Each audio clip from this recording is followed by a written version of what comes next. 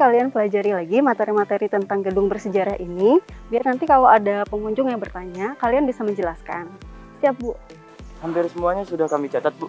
Ya, bagus. Nanti kita pelajari lagi bagian yang lainnya ya.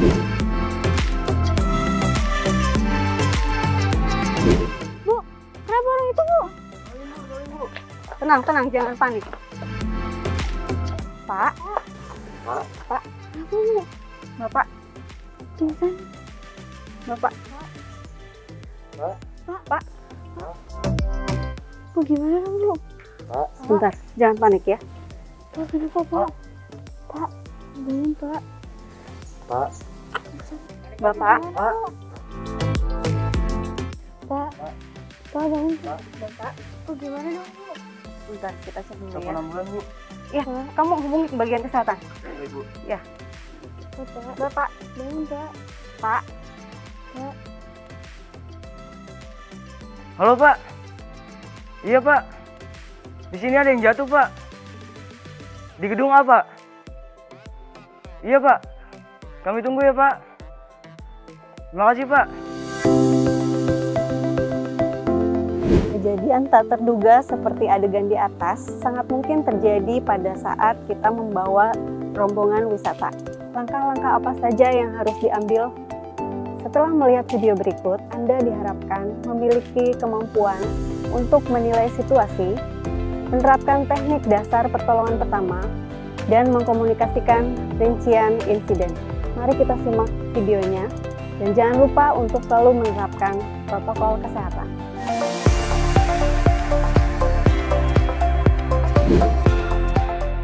Leon, gimana ya kondisi Bapak tadi? Aku juga belum tahu sih, tapi semoga keadaannya baik-baik aja ya. Iya.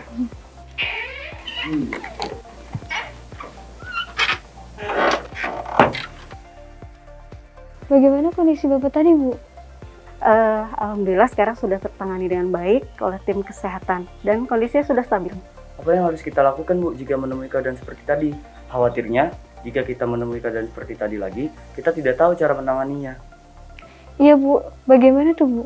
Ya, sebetulnya kalau misalnya kita ketemu kondisi seperti tadi, kita harus tenang. Itu yang penting ya. Nanti untuk selanjutnya Ibu jelaskan. Yuk. Baik.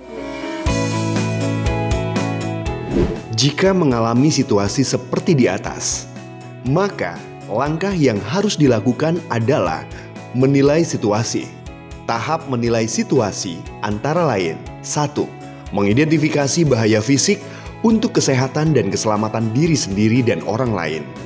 Jadi yang Ibu ingin jelaskan tadi itu adalah pada saat kita ketemu kondisi seperti Bapak yang tadi, kita harus pastikan kita identifikasi dulu bagaimana bahaya fisik yang terjadi pada korban. Jika kita berada di tempat kerja kita, misalnya di pabrik atau misalnya di tempat objek wisata, pada saat kita bekerja ada wisatawan yang terpleset atau misalnya mesin yang bisa membahayakan kita. Nah, itu menjadi salah satu ciri-ciri terjadi bahaya fisik untuk kita ataupun untuk wisatawan yang datang atau orang lain. Nah, kemudian yang kedua itu jika ada cairan tubuh yang keluar, misalnya darah atau misalnya korbannya muntah. Nah, itu juga jadi ciri pada saat kita harus melakukan sesuatu terhadap korban. Gitu ya. Jadi kalau seperti itu kita lakukan tindakan yang sederhana. Dan menilai tanda-tanda vital dan kondisi fisik korban sesuai dengan praktek yang diterima. Bu, tadi vital apa saja, Bu, yang perlu diperhatikan? Iya, Bu, kita ingin tahu supaya bila terjadi lagi hal seperti tadi, kita dapat menanganinya. Ya. Jadi kalau misalnya terjadi seperti tadi, yang harus kita perhatikan adalah pertama responnya. Apakah si korban itu sadar atau tidak? Kan seperti tadi pingsan, berarti kan tidak sadar. Kemudian yang kedua kita lihat saluran pernafasannya. Apakah bernafas atau tidak?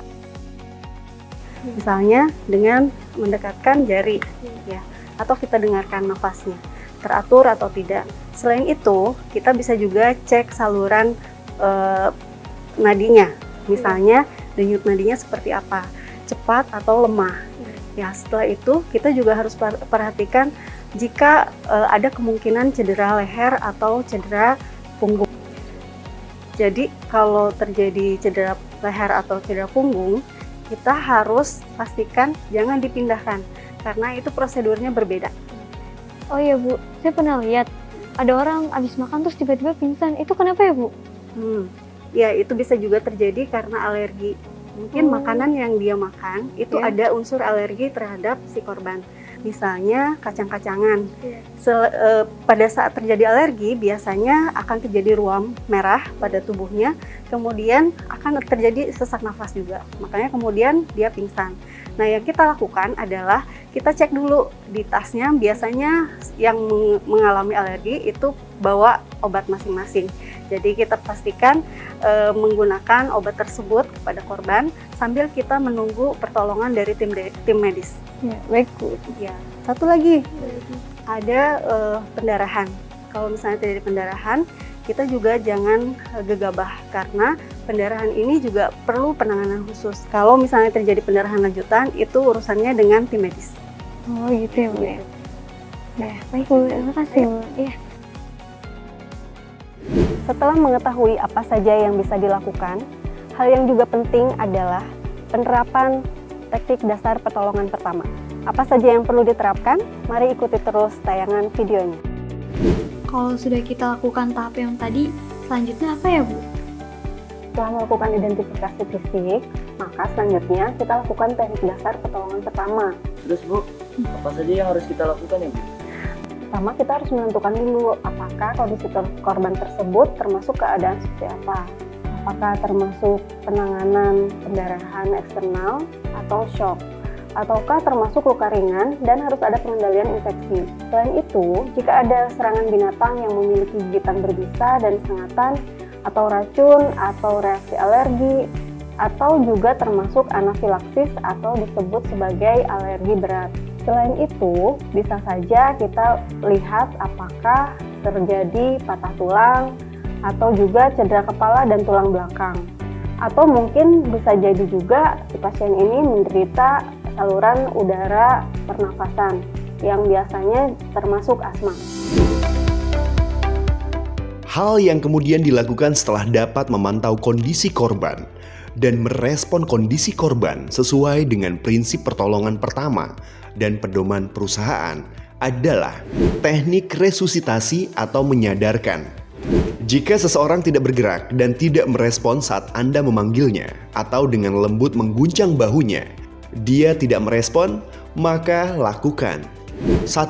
Periksa pernapasan mereka dengan memiringkan kepala belakang dan mencari serta merasakan napas. 2. Baringkan mereka ke samping dan miringkan kepalanya ke belakang. 3. Hubungi 112 atau ambulans secepat mungkin.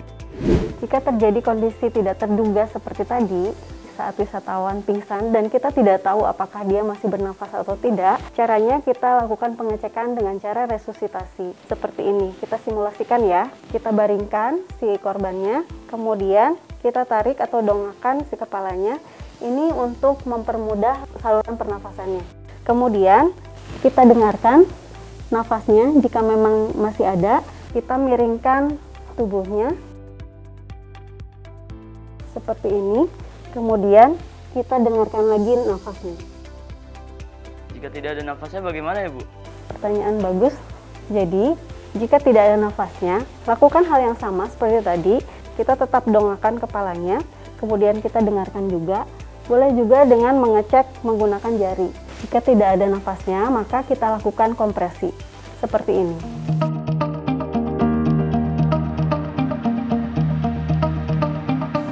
Untuk melakukan kompresi, kita simpan tangan kita di tengah dada, kemudian kita lakukan penekanan secara berulang-ulang dengan ritme yang teratur.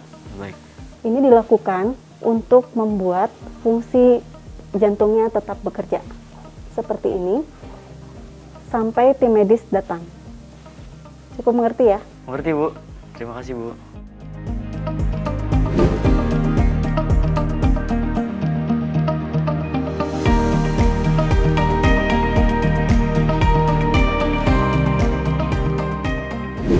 Kita bisa mendapatkan bantuan yang lain, Bu? Iya, misalnya dari petugas medis. Oh itu, ya. Kita juga bisa melakukan dengan 4 poin.